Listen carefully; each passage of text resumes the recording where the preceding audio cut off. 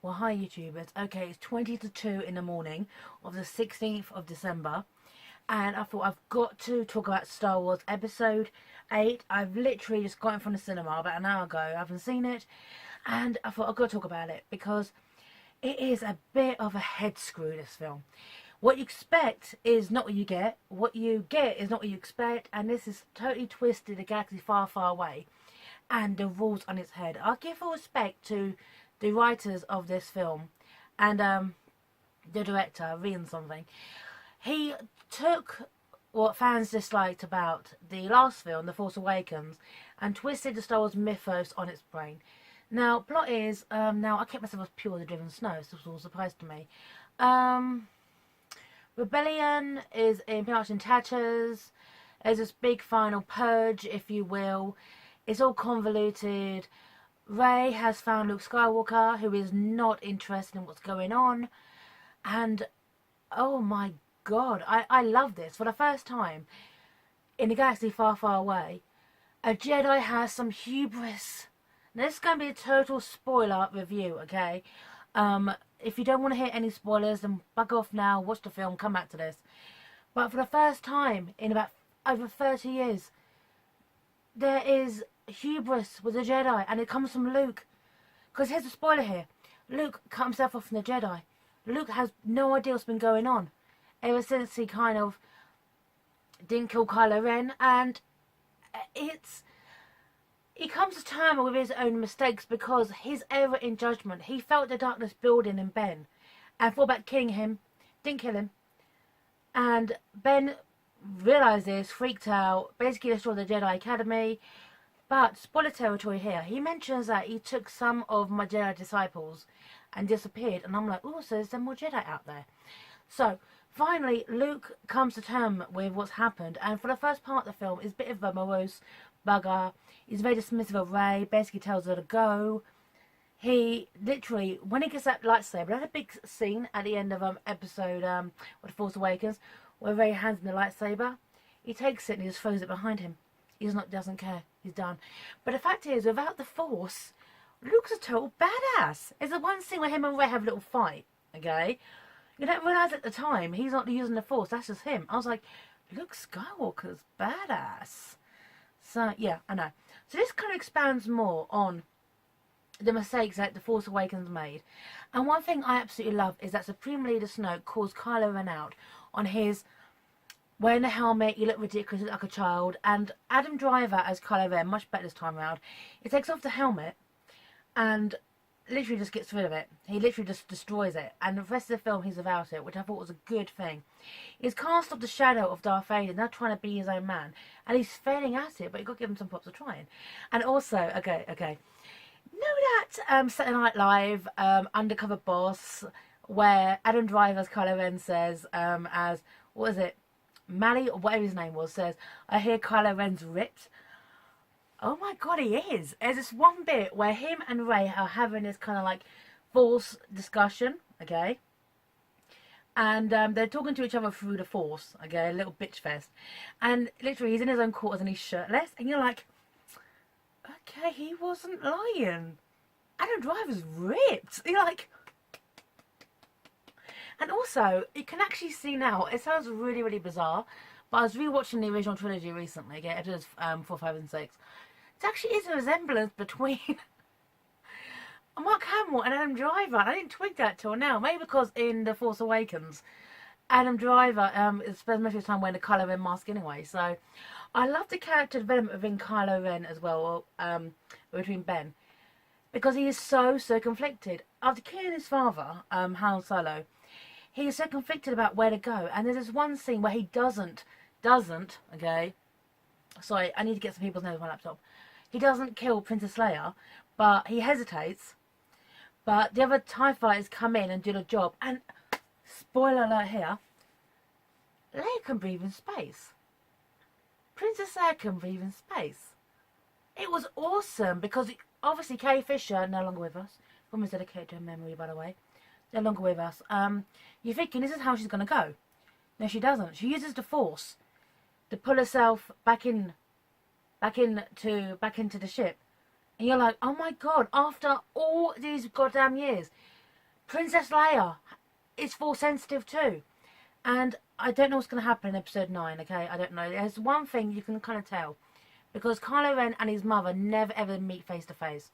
Which I think is probably due to Carrie Fisher's passing. But how it's going to be played in the ninth film, who knows.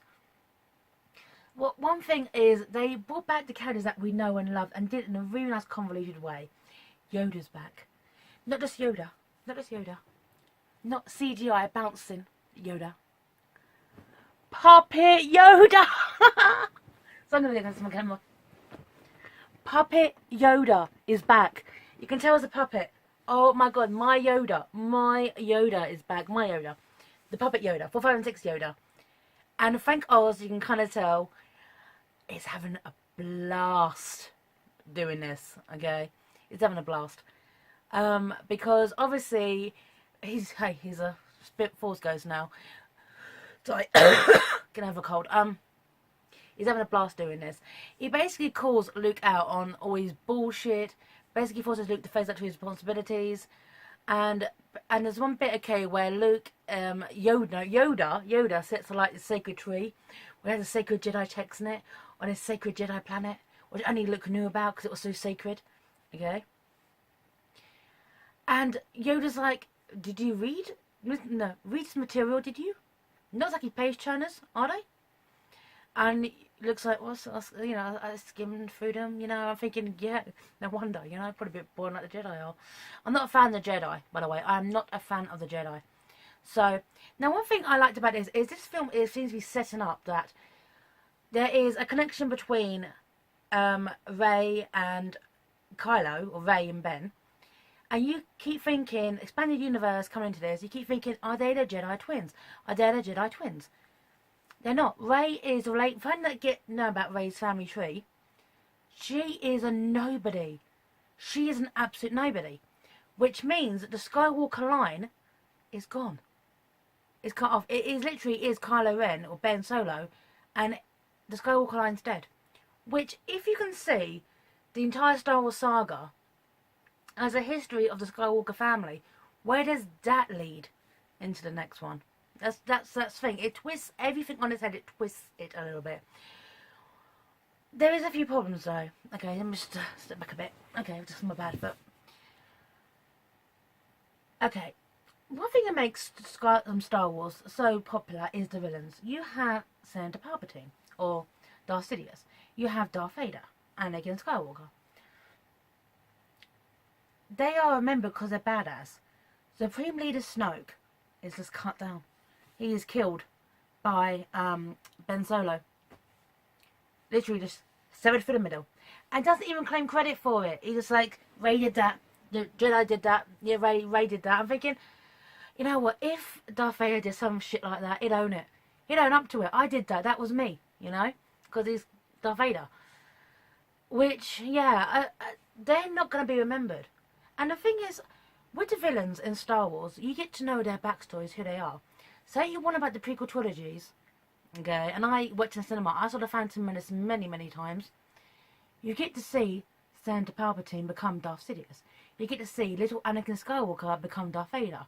You get to know who they are. That's the whole point. We know nothing about Snoke. Who is he? Where is he from? Nothing. What's his history? What's his backstory? That's a little bit of a letdown here, as you can imagine.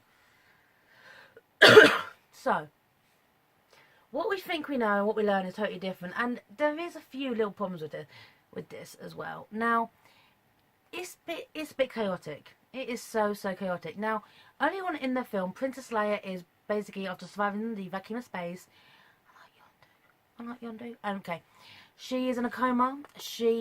And a character comes in who I've never even heard of, called Vice Admiral Amelin Hodor, or Hodor, whatever, played by Laura Dern. I've got nothing against Laura Dern. I like Laura Dern. I think she's awesome. I couldn't stand her. Coming in with a bright purple hair. Everyone wearing a uniform, but not her. Apparently she's really, really big up in the Resistance.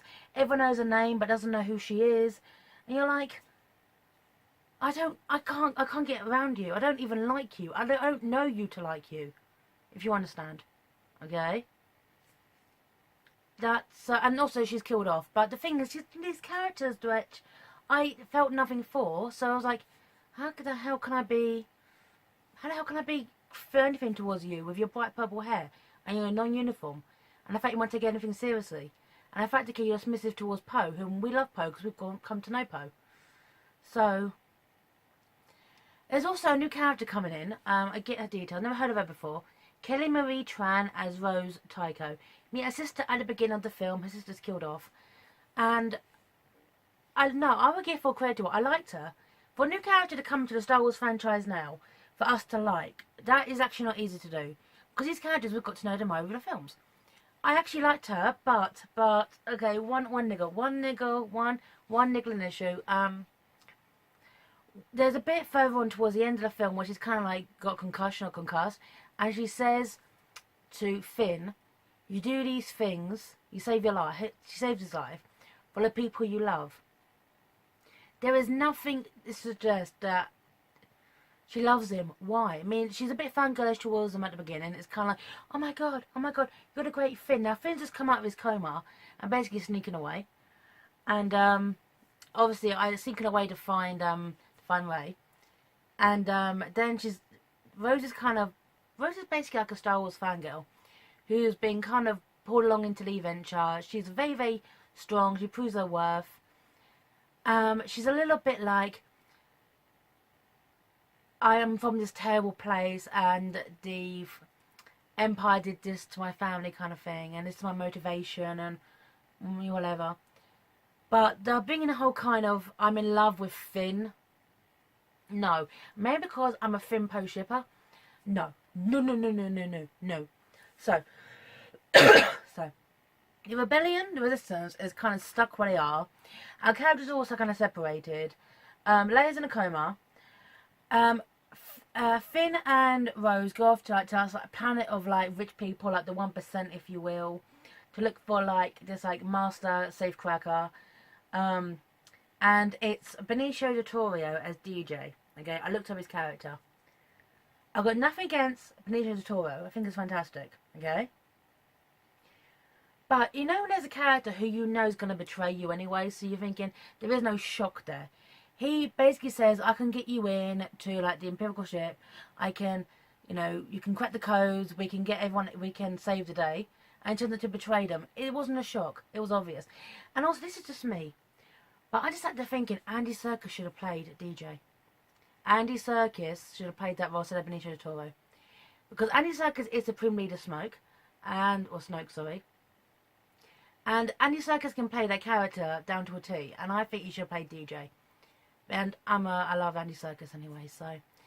And also, it's nice when it's Andy Serkis is in his people's skin. I mean, he's a very good actor. He's a very, very good actor. So, that was just me. That wasn't a shock. And I was just like, so to go on this planet of the 1%, and I have got to get out of it, and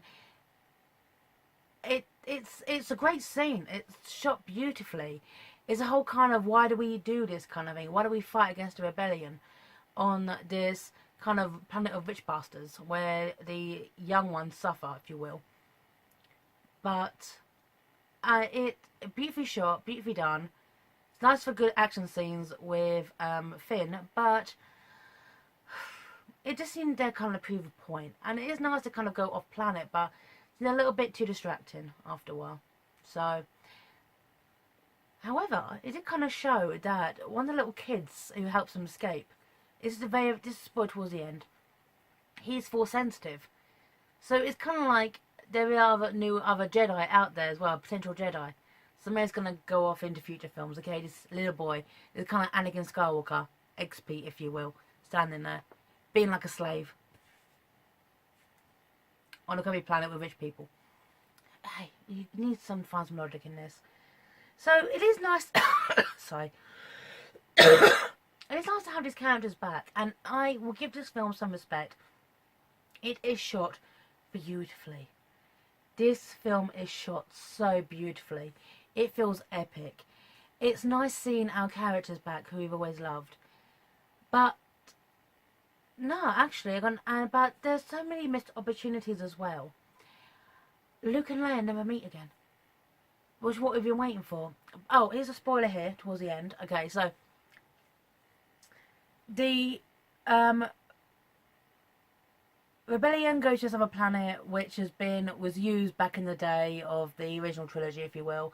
Make it for 30 years. Now everyone's forgot about it until this point. And then Luke appears, but he's a hollow projection from his planet. Okay, he didn't go anywhere. You see at the beginning of the film his TIE fighter, okay, or sorry, his X-wing, at the bottom of a lake, who's been there for like ever. And you think he's going to fly off and save the day. No, he doesn't, okay? He sits there meditating, astral projects, fights Kylo Ren astral projection, and then literally just slips away. He's now a Force ghost. So Luke and Leia never see each other ever again in physical form. Ever. So now Leia is the last one, which is quite ironic if you think about that. Carrie Fisher is the one who's in here. This world no longer with us out of the three. Gives some potential of Luke coming back as a Force ghost, and it was really nice to see Mark Hamill again as Luke Skywalker. It was good to see him so jaded as well. They're kind of like mythos of the galaxy far, far away when he was young and naive and he believed in the Force and the good, and he himself admits the hypocrisy of the Jedi, how much they screwed up, and I've waited a long time to hear that. So it was good. Now I would give Daisy Ridley full respect as Rey, because her connection with Adam Driver was the driving force of this film. Their interconnection, because they both have the potential for good, for light and dark. And there is this ambiguity with Rey in which way is she going to fall. Now, she believes in the Jedi, she believes in the good, she's believing the light side. But she acknowledges the dark side too. And there's this question to who she really is, and I think there's more to this. She says she finds out that she's the daughter of no one. But I can't believe that. Maybe because of someone's expectation on her shoulders to be a Jedi. I'm waiting for the moment for her to actually be one. There you go. So, my opinion on The Last Jedi, it is really, really good. It has its flaws, most certainly. It's overly long. It is literally ending fatigue. Oh, and also, sorry, can I just hold on 1 second? One second. Okay. Oh, God. So, look, I've been talking for 20 minutes, okay? I'm quite for editing. I need a drink. I dead on 2 o'clock in the morning. I'm drinking caffeine. I'm not going to sleep well tonight. Right. There is wasted opportunity with these characters. Supreme Leader Snoke is wasted opportunity. Okay? His death, cut down, was a bit... Okay, alright. Captain Phasma, played by Gwendolyn Christie. Now, in the first film, you think it's going to be leading to something. It's Gwendolyn bloody Christie, for God's sake. Plays Brianna Brianna in whatever, in Game of Thrones, the tall one. Okay, and you think it's going to go somewhere. She finally had this massive battle with Finn, yet she gets her ass handed to her, pretty much on a silver platter. Yeah, she does. You know, you think this big reveal, see her face, see more of her. You see her eye, and she falls to her death. Great battle. Excuse me. Great battle. Wasted opportunity. So, but the thing is, though, with this being The Last Jedi, and now The Last Jedi is Rey. So much potential. Because the way I see it, it's also cutting the Skywalker family loose from this. It's pushing it into a new direction. So, brilliantly executed, beautifully shot, beautifully rendered. Some great dialogue, some nice laugh moments. Not the characters' work, but it gives a sense of the bigger picture of the galaxy far, far away, see a bit more of it. And, one little niggle, sorry. Chewbacca doesn't really have much to do this time around. No, he doesn't. Well, it's a bit of a shame because it's a bit underused in the The Force Awakens, and it's still a bit underused this time. He gets a few cool moments because he's Chewbacca, but not as much as he could. So, poor Peter Mayhew. Poor Peter Mayhew. But anyway, Adam Driver, I fully respect. He's doing much better this time around. They're really kind of stepping out of Darth Vader's shackles and shadows as he was in the original trilogy. Well, the Force Awakens trilogy. Saga. Okay. Anyway, 2 o'clock in the morning. Call this a day. Let me know what you think. You liked or you hated. And sign off here, YouTubers. Bye now.